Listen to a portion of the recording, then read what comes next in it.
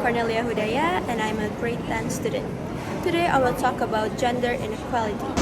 So, what is gender inequality? Gender inequality is a gap between men and women.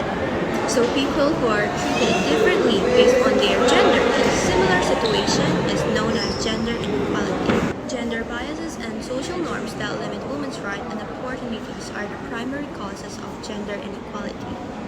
These factors, along with choice and comparative advantage between men and women, are what ultimately lead to gender inequalities. Disproportionate differences between boys and girls and between men and women, especially when it comes to participation levels, access to resources, and the achievement of development goals. Gender inequality is shown by a gender gap. To my understanding, gender inequality happens because women are considered to have less value than men in terms of education, right to have work, right to have family, and right to make decisions.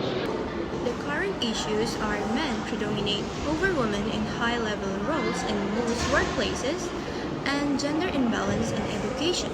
Men predominate over women in high-level roles in most workplaces. In many regions, the gender wage gap also exists and is correlated with race and ethnicity. Offering paid time off and childcare, encouraging more women to hold leadership positions, and examining pay are some ways to fight gender discrimination.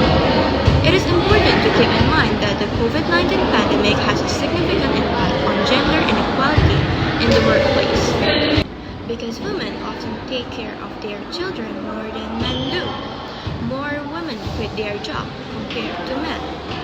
According to Oxfam International, 3.9% of men's jobs were lost, while over 64 million women's jobs, or 5% of all women's jobs, were lost. So, this means that women have less opportunity in terms of getting good payment in their jobs. And also, women tend to be reduced in their job fields because they are tightly tied to their childcare. And also, in some cultures, the problem of racism plays a great role in a woman's position for a job promotion. One significant issue that requires attention is gender imbalance in education.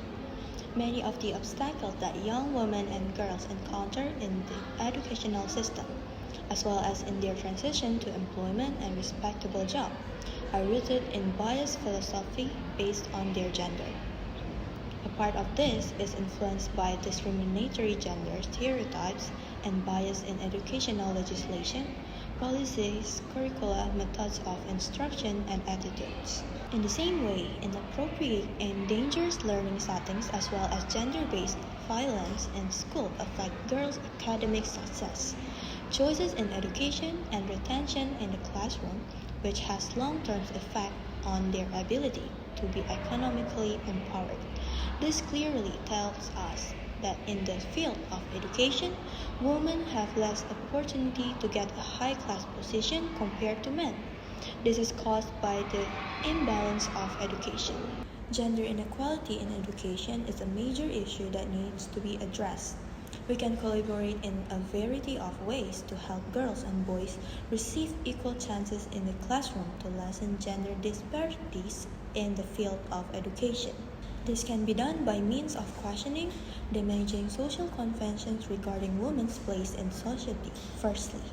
And secondly, the status of discrimination is to change through laws. Countries need to outlaw child marriage and allow expectant students to attend classes. Thirdly, nations need to ensure that their strategies align with their pledges to address equality in education. Lastly, countries should monitor their progress to gender equality in education along with the lines of the framework suggested by the government. Disparity in attainment and achievement, especially when disaggregated further by characteristics such as poverty and location, gives a good first impression of status and past trends, but is not sufficient to direct action. Such improved monitoring should guide gender analysis in education plans and budgets. The government should endorse a straight law regarding women education in the society. This means that not only boys can go to school, but girls also have the same chance to have education as boys do.